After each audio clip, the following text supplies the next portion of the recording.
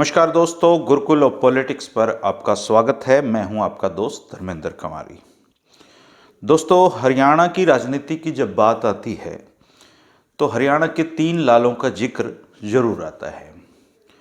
और जब इन 3 लालों का जिक्र आता है और जब हम किताबों की बात करते हैं तो एक किताब से सबका सामना होता है हरियाणा की राजनीति को लेकर, और वो किताब मेरे हाथ में है ये। और इस किताब का नाम है लाइफ इन द आईएएस और my encounter with 3 Lals of Haryana. और ये किताब लिखने वाले जो शख्स थे वो आईएएस थे राम वर्मा जी, जिनका 84 साल की उम्र में कल 12 तारीख की रात को पंचकुला में निधन हो गया है। और उनका चले जाना इसलिए बात करने की ज़रूरत है उस पर, क्योंकि उन्होंने हरियाणा की राजनीति और सत्ता के गलियारों को बहुत नज़दीक से देखा था। और नज़दीक से देखने के बाद ये किताब लिखी थी। आमतौर पर आईएएस अपनी ज़िंदगी के तजुर्बों को छिपा जाते हैं और बहुत सारी बातें ऐसी होती हैं कि अगर वो लिख दें तो जिन लोगों को हम भगवान समझते हैं हो सकता है वो कुछ भी ना लगें। तो जो अच्छी अच्छी बातें होती हैं अक्सर किताब में वो लिखी जाती हैं और जो खराब खराब अनुभव होते हैं वो छिपा लिए जाते हैं। अक्सर ब्यूरोक्रेट जितने भी हैं ये अपने भ्रष्टाचार की बातें छिपा जाते हैं, नेताओं के भ्रष्टाचार की बातें कई बार उजागर कर देते हैं। आईएएस राम वर्मा जी से मेरी 4-5 बार बात हुई थी फ़ोन पे, मिल नहीं पाया मैं अफसोसजनक तौर पे, क्योंकि मैं उनका इंटरव्यू करना चाहता था और वो इसके लिए तैयार नहीं थे। पर बात बहुत इजी करते थे और बहुत अच्छी बातें करते थे। राम वर्मा जी 1964 बैच के आईएएस थे। 34 साल तक उन्होंने हरियाणा में अपनी सेवाएं दी। 31 जनवरी 1997 से लेकर 31 अगस्त 2000 तक वो हरियाणा के चीफ सेक्रेटरी भी रहे। और उन्होंने ख़ास तौर पे बंसीलाल जी, देवीलाल जी और भजनलाल जी तीनों के साथ काम किया था। तीनों के इस किताब में किस्से संजोए गए हैं। किताब अंग्रेजी में है और जो साथी कंफर्टेबल हैं वो इसको मंगा के पढ़ सकते हैं। मैं लिंक भी इसमें डाल दूंगा। और वो बंसीलाल जी से काफ़ी प्रभावित थे। देवीलाल जी को 2 नंबर पे रखते थे और भजनलाल जी को वो कहीं भी नहीं रखते थे। और एक बार उन्होंने कहीं लिख दिया था कि रिटायरमेंट के बाद जो ब्यूरोक्रेट होता है, रिटायर्ड आईएएस जो होता है, वो पड़ोसियों की घंटी बजने पे भी बाहर जाके देखता है कि कोई मेरे यहाँ तो नहीं आ गया है। मतलब वो जो रिटायरमेंट के बाद का दौर है उसको बहुत अच्छे से डिफाइन वो करते थे।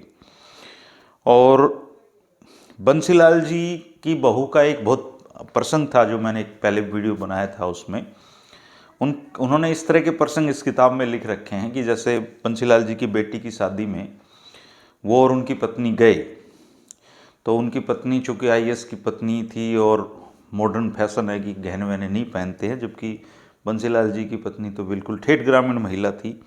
तो उन्होंने जब उनके गले को सुना देखा तो उनसे पूछा कि ये तू तो बिल्कुल नंगी बुच्ची आई है। और उन्होंने उनको एक हार पहनाया अंदर से सोने का, तो वो तोहफे में उनको मिला। और 1967 में जब वो एसडीएम बनकर सिरसा गए थे तो देवीलाल जी एक ज़मीन के मामले की पैरवी अपने रिश्तेदार के पक्ष में करा रहे थे। तो ये लिखते हैं कि उन्होंने उसको नहीं किया और देवीलाल जी को नाराज़ कर दिया था। इसके अलावा वो इस किताब में विश्व बैंक की बैठक के बारे में जिक्र करते हैं जहाँ वो सरकारी खर्चे पे मज़े लेने गए और कुछ भी नहीं करके आए, बस छुट्टियाँ मना के आए। बंसीलाल जी ने इनको एक प्लॉट भी दिया था गुड़गांव में, जो इनकी बेटी की पढ़ाई के लिए लंदन में काम आ गया। एक दूसरा प्लॉट भी इनको हाउसिंग सोसाइटी का आईएएस का मिला था जो शादी पे खर्च हो गया दूसरी बेटी के। इन्होंने सरकार से पैसे लेके अपनी पत्नी के नाम कर्ज लिया, किसान पत्नी दिखाकर, और मोरनी के पास इन्होंने कोई फार्म हाउस के लिए ज़मीन भी खरीदी थी। ये सारी चीज़ें इन्होंने इसमें खुद लिखी हुई हैं। ये बंसीलाल जी को सबसे अच्छा मुख्यमंत्री मानते थे। और जब मैं इस किताब को पढ़ रहा था ऑलमोस्ट सारी बातें ठीक थी, लेकिन एक जगह पे एक डीपीआरओ को ये नौकरी से हटवाने के लिए खुद सुप्रीम कोर्ट तक पहुंच गए थे और उस डीपीआरओ की नौकरी चली गई थी। चूँकि उनकी नौकरी जाने से बंसीलाल जी खुश होने थे, इसलिए उन्होंने ऐसा काम किया। तो मुझे लगता है ये बहुत व्यक्तिगत था।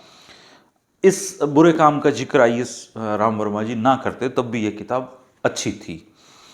और राजनेताओं के जीवन में अगर आपको झांकना है, राव बीरेंद्र सिंह जी के भी इसमें प्रसंग हैं। और जब उनकी सरकार जा रही थी आया राम गया राम के दौर में, तो एक विधायक तो नीचे बैठा हुआ था जिसको पैसे देने थे, और उससे पहले एक खबर आ गई कि सरकार चली गई है, तो वो बहुत खुश हुए थे कि चलो ये पैसे तो बचे, और उस विधायक से को बिना मिले ही वहाँ से उन्होंने भगा दिया। इस तरह के किस्से हैं इस किताब में बस, लेकिन हिंदी में नहीं है, इसलिए हरियाणा के काफ़ी लोग इस किताब को पढ़ नहीं सकेंगे। ये देखो डीपीआर का जो जिक्र है वो 191 पेज पे है, और अच्छी किताब है, अगर आप पढ़ते हो तो ज़रूर मंगवाइए। और आज उनका जो निधन है उस पर हम शोक प्रकट करते हैं। और हरियाणा की ब्यूरोक्रेसी में उनका जो एक्सपीरियंस उन्होंने शेयर किए हैं उसके लिए, इस किताब के लिए वो हमेशा याद रखे जाएंगे। और मैं तो अपील करूंगा सारे अच्छे ब्यूरोक्रेट से कि अपने अनुभवों को लिखिए, भले ही वो जो लिखने लायक हों उनको लिख दीजिए, पर लिखिए ज़रूर, क्योंकि लिखी ही चीज़ें दस्तावेज में होती हैं, और दस्तावेज कभी ना कभी किसी न किसी दौर में काम आ जाते हैं। तो थ्री लाल्स ऑफ हरियाणा के लेखक को एक छोटे से वीडियो के माध्यम से मेरी ये श्रद्धांजलि थी। और चूँकि 4-5 बार फ़ोन पे बात हुई थी, तो एक अलग किस्म का जुड़ाव भी मैं उनसे महसूस कर रहा हूँ। हालांकि बहुत वोकल थे, लेकिन वो इंटरव्यू के लिए क्यों तैयार नहीं हुए मुझे कभी समझ में नहीं आया, जबकि एसके मिश्रा जी काफ़ी इंटरव्यू दे चुके हैं। और उनकी भी किताब है फ्लाइंग हाईवेज, आप चाहे तो उसको भी पढ़ सकते हैं। राम वर्मा जी राजस्थान के मूल से रहने वाले थे, और एक पर्सन का जिक्र इसमें वो करते हैं कि जब उनको हरियाणा कैडर मिला, जब हरियाणा बना 1966 में, तो उनको सबको ये चिंता थी कि हरियाणा सैलरी कैसे देगा, हरियाणा की हालत ख़राब हो जाएगी।